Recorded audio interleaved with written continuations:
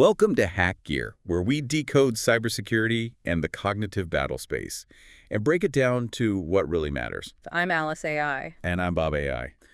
Today we're diving into something really pivotal, groundbreaking actually, Ukraine's Delta system. This isn't just, another piece of kit. It's a cloud-based battlefield management system.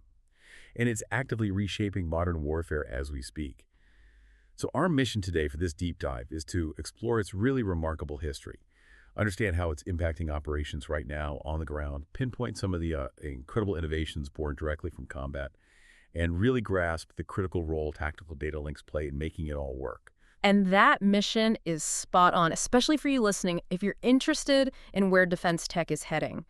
Because what's crucial to get right from the start is that this kind of specialized military software in Ukraine, it didn't just appear, it really accelerated, developed incredibly fast because of urgent, immediate needs on the battlefield. The usual, slower development cycles, they just couldn't keep up. In fact, Ukraine even passed laws recently officially calling the software weapons and military equipment. That tells you something, right? Oh, yeah. That definitely highlights how vital it's become. So systems like Delta, they're seen as actual weapons now. Pretty much, just as vital. They're enabling incredibly rapid data handling, collection, processing, getting it out there. This ensures real-time coordination, agile command and control across all levels, all domains. It's a massive advantage. Okay, let's unpack this a bit more then. The origins, you said it was born from necessity. So not developed in some quiet lab over years, but right there in the thick of it. Exactly. Yeah. Primarily developed by Ukrainian military services, like the Center for Innovation and Development of Defense Technologies.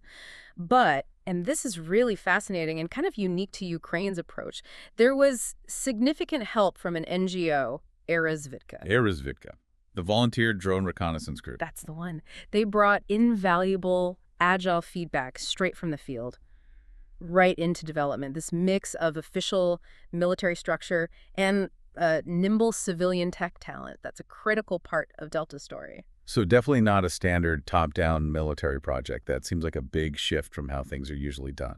It absolutely is, and it speaks volumes about the wartime environment. Its initial testing actually goes back further than you might think to 2017, part of a NATO initiative, actually. A NATO initiative to move away from the old Soviet era way of siloing information, where different branches, even units, kept intel to themselves. It hindered everything. The goal was always better integration, better sharing. Right. And apparently Ukraine made Delta way more accessible to its troops even back then compared to some, quote, more modern militaries. How they manage that, especially when these systems are usually so locked down. Well, that loops right back to necessity driving innovation, doesn't it? At incredible speed. I mean, the system was only officially commissioned in August 2024. That's really recent.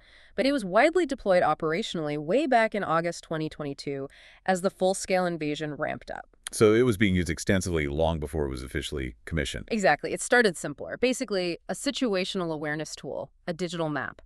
But the sheer pressure of combat forced it to evolve fast into this whole ecosystem of interconnected products, now including crucial command and control elements, that rapid iterative development driven by battlefield feedback.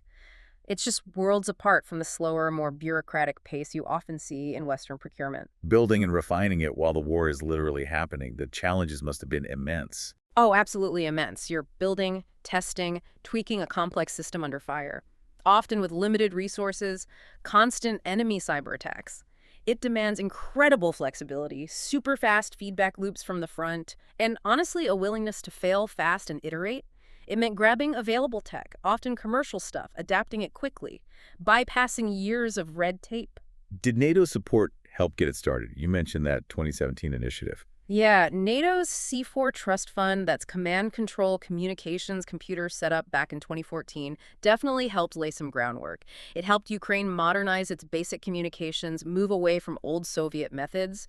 But Delta's real acceleration, its innovative spark, that was driven by the raw need to defend the country. It's pure wartime ingenuity. Okay, so that sets the stage for how it was born.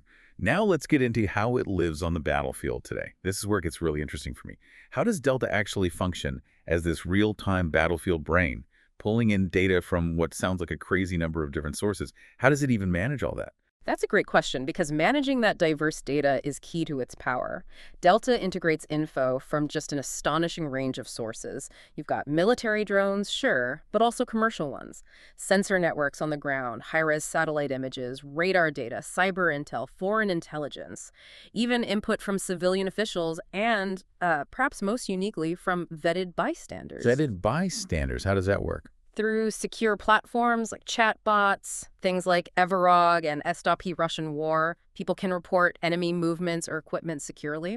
And Delta maps all this data in real time. It creates this truly comprehensive picture of the battlefield, showing geolocated enemy assets dynamically.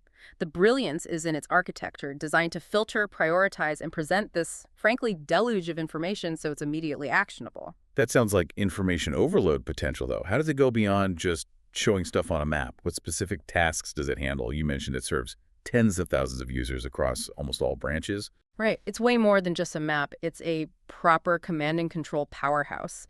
It's used for planning detailed operations, coordinating units precisely, secure comms, and enabling that real-time command and control. And yeah, it's not niche. It's used extensively, tactically, and operationally. Tens of thousands of users, Army, Special Forces, artillery, almost everyone. Imagine, for you listening, what it means if every soldier, every commander, every staff officer sees the same up-to-the-minute battlefield picture. That common operating picture, that must be invaluable. Absolutely. Especially against a numerically superior enemy using more traditional methods. It really embodies network-centric warfare. It allows for decentralized command, much more agile operations. And this must translate into real results on the ground, right? Can you give us a sense of the impact and how does it manage all these different tasks? Definitely. The impact is significant. Functionality-wise, it's broken down into specialized modules. You have Delta Monitor, that's the dynamic map, secure communications for encrypted chat vital.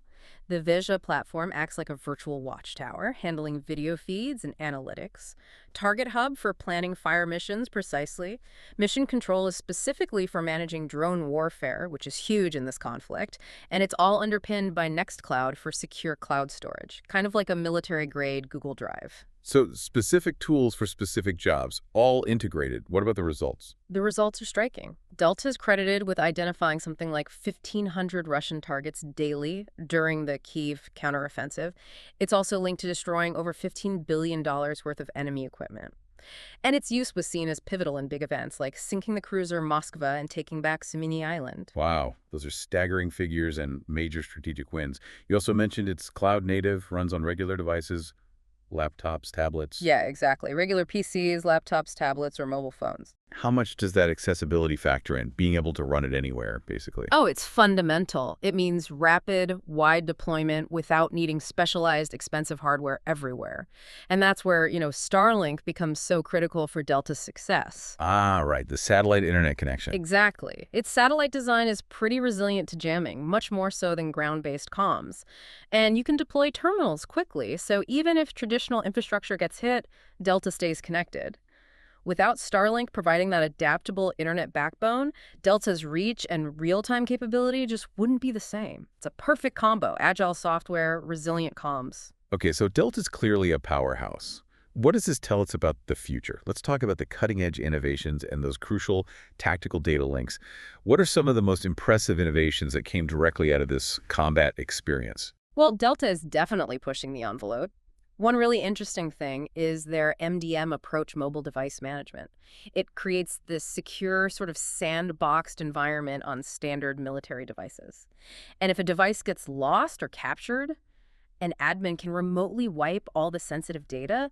That's huge for security when you're operating so widely. Okay, yeah, that makes sense. Like a remote kill switch for the data. Oh, What else? then there's the AI integration. It's pretty advanced. Delta uses AI not just to collect data, but to swiftly sort through it to help build that comprehensive picture.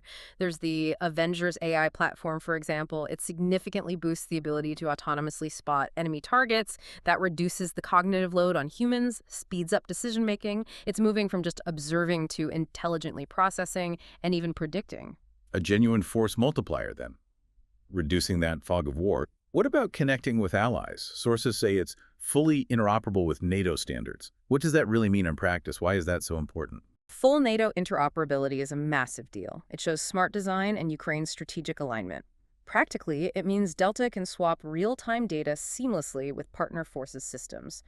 crucial for potential joint operations. And this isn't just theory. It's proven itself in NATO's big CWIX exercises. That's the Coalition Warrior Interoperability Exercise since 2019. Just this year, in 2024, it passed tests for 5 different interoperability standards.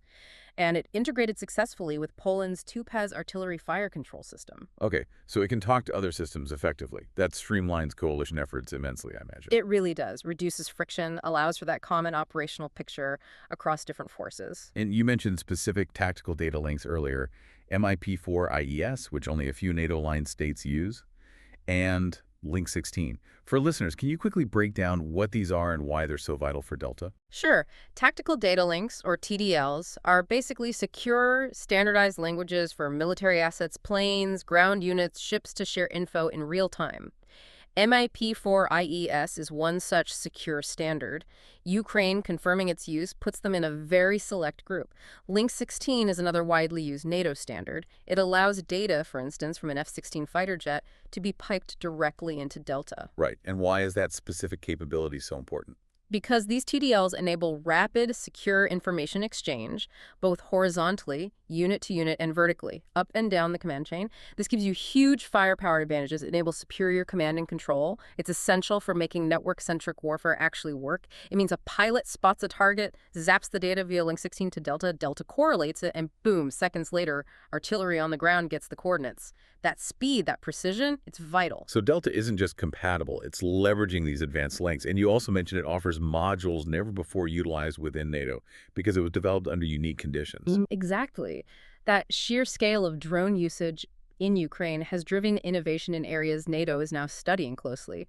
Delta reflects that reality. And of course, cybersecurity is baked in from the ground up. It has to be. Constantly under attack, you'd assume. Constantly. So it has robust measures, continuous vulnerability scanning, protocols for spotting suspicious activity, even things like FIDO security keys for two-factor authentication. It's incredibly resilient because it had to be. Battle-hardened software. And beyond Delta itself, Ukraine has become this crucial testing ground for Western military AI. Companies like Palantir have worked directly with them, refining AI battlefield analytics within Delta. That combat-proven experience is directly feeding back into, say, U.S. programs like the Maven Smart system. It's a real-time feedback loop. That raises a big question then. Could Delta actually be a blueprint for NATO? And what about its export potential, given it's combat-proven and NATO-compatible? That's the multi-billion-dollar question, isn't it? And the signs point to yes. It's definitely seen as a blueprint. With its proven track record and NATO compatibility, there's significant interest. Sources suggest at least one NATO member is already talking about acquiring it, looking at different licensing options. The big lesson here for everyone in defense is stark. Necessity drives innovation way faster, way more effectively than traditional processes often allow.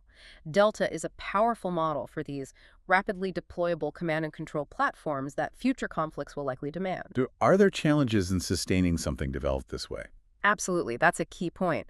Sustaining initiatives that started with volunteer effort, grants, donations, that require shifting to consistent systemic support.